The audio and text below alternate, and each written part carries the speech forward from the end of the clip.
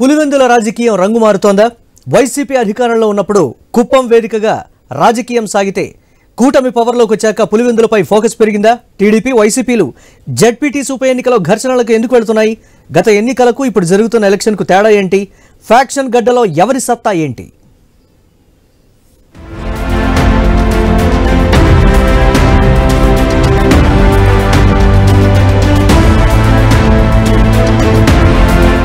Pulivendula YS family అడ్డా, ప్రస్తుతం Jagan centre, వైసీపీకి పెట్టని కోట. అలాంటి నియోజకవర్గంలో వచ్చిన పులివెందుల జెడ్పీటీసీ ఉప ఎన్నిక అసెంబ్లీ ఎలక్షన్ ను మించిన హీట్ ను రాజేస్తోంది. ఘర్షణలు ఓ రేంజ్ లో ఉన్నాయి. రక్తాలు వచ్చేలా దాడులు జరుగుతున్నాయి. దీనికి కారణమేంటి? ఒక్కటే రీజన్. వైసీపీ అధికారంలో ఉన్నప్పుడు చంద్రబాబు శాసనసభకు ప్రాతినిధ్యం వహిస్తున్న కుప్పం కేంద్రంగా రాజకీయం సాగింది. ఇప్పుడు రాష్ట్రంలో కూటమి ప్రభుత్వం అధికారంలో ఉండడంతో పులివెందులపై ఫోకస్ పెరిగింది. అంతే తేడా.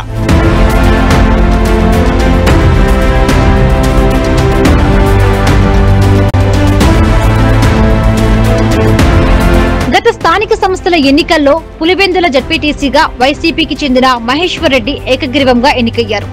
నాడు నామినేషన్ వేసే సమయంలో ఎంతో రచ్చ అయింది.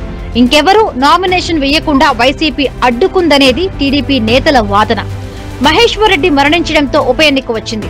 ఈ ప్రాదేశిక నియోజకవర్గంలో మొత్తం ఓటర్లు 10,601 మంది.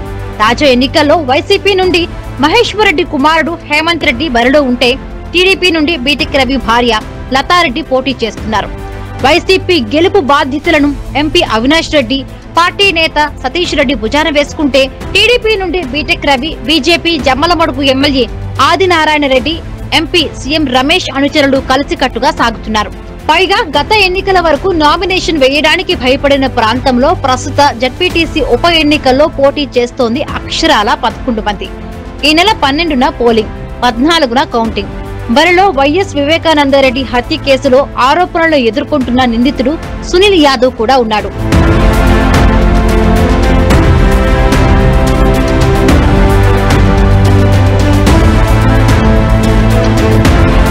పులివెందుల్లో పోటీ చేయాలనే ఈ తరహా ఉత్సాహం నిజంగా ఆశ్చర్యకరం.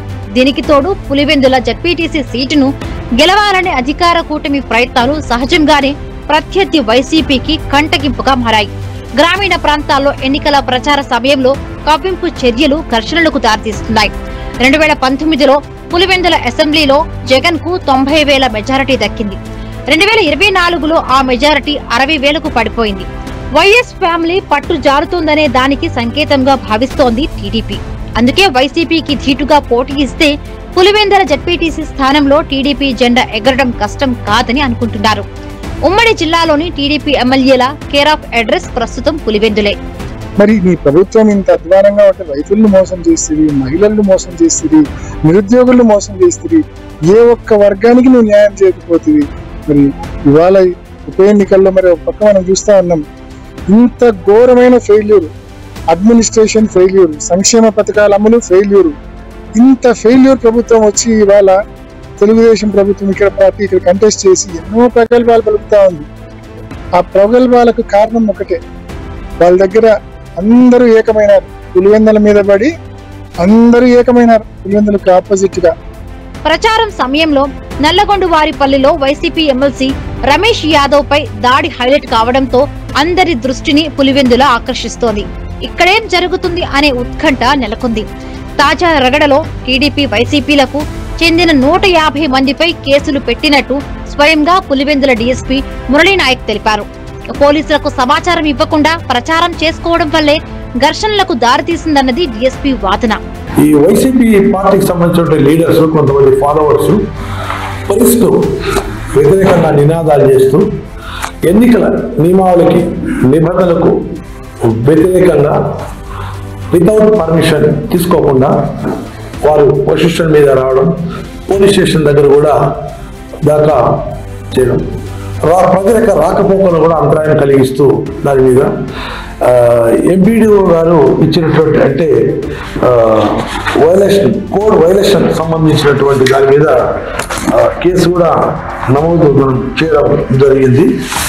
ఈ జగడంపై వైసీపీ టీడీపీ నేతల మధ్య వాడివేడిగానే మాటల దాడి కొనసాగుతోంది. అధికారులతో అంతే స్థాయిలో వాగ్వాదానికి దిగుతున్నారు లీడర్లు. బండ్లు పోతుంటే సడన్ గా బండ్లు అడ్డం పెట్టడం, రావడం, సుత్తులతో అద్దాలు బాల్గొట్టడం, పెట్రోల్ పోయడం, మనుషులను దించడం, బండరాళ్లతో రాళ్లతో కొట్టడం. ఏం సార్ ఇది? ఆడిపోతా ఉన్నాం మనము. పులివెందులు ఏం చేయాలనుకుంటున్నారు సార్? దయచేసి పులివెందులను నాశనం చేయకండి. మీకు ఏదైనా ఒకవేళ ఫేవరెటిజం ఉంటే కన్నా మరి ఇంత ఘోరంగా ఉండకూడదు సార్, ఇంత అన్యాయంగా ఉండకూడదు. ఈ ఊరు నాశనం అయితే అది బాగుంది ఊరు, ఇది బంగారం లాంటి ఊరు. మా ఊరు నాశనం చేసేస్తాంటారు. మీరందరూ ప్రొటెక్ట్ చేయండి సార్ లా అండ్ ఆర్డర్. దేనికి ఉండేది మీరంతా? గొడవ జరిగిన రోజు వైఎస్ఆర్సీపీకి కనంపల్లి, మోట్నతలపల్లి అని అక్కడ అవినాష్ రెడ్డి ప్రచారం చేస్తూ ఉన్నాడు. నల్లగొండవరపల్లి అనేది టీడీపీ వాళ్ళకు మీరు ఈరోజు అక్కడ ప్రచారం చేసుకుని ఇచ్చారు. ఇక్కడ పోయిన అక్కడికి సంబంధం లేని వ్యక్తులు పోయినారు, వాళ్ళకి అనుమతి లేదు. అంటే అనుమతి అంటే ఆ ఊర్లో ప్రచారం, ఎందుకంటే 2 వర్గాలు ఘర్షణ పడతాయని అట్లా చెప్పారు. వాళ్ళు పోతా వాళ్ళకి ఏమన్నా అని అనవసరంగా రమేష్ యాదవ్ గారిని తీసుకుని పోయినారు. ఆ విషయం ఎవరికి, పోలీసులకు నాలెడ్జ్ లేదు, మాకు నాలెడ్జ్ లేదు, ఎవరికి నాలెడ్జ్ లేదు. ఇదంతా నేను ఎందుకు చెప్తున్నానంటే, ఒక రమేష్ యాదవ్ గారు ఒక ఎమ్మెల్సీని, ఆయన ఒక బీసీని, దాన్ని చూపించి స్టేట్ వైడ్ అంతా ఏదో ఇక్కడంతా పెద్ద దౌర్జన్యం జరుగుతుందని చూపించడానికి బాగా వాడుకున్నాను. చూసారుగా, రాజకీయం ఎప్పుడూ ఒకేలా ఉండదు, ఎప్పుడైనా టర్న్ కావచ్చు. నాది అనుకున్న చోట సత్తా చాటేందుకు శ్రమించాల్సి రావచ్చు. జెడ్పీటీసీ ఉప ఎన్నిక అయినా అది జరుగుతోంది పులివెందుల్లో కావడంతో సహజంగానే రాజకీయ సెగలు ఉంటాయి. అదే ఇక్కడ కనిపిస్తోంది.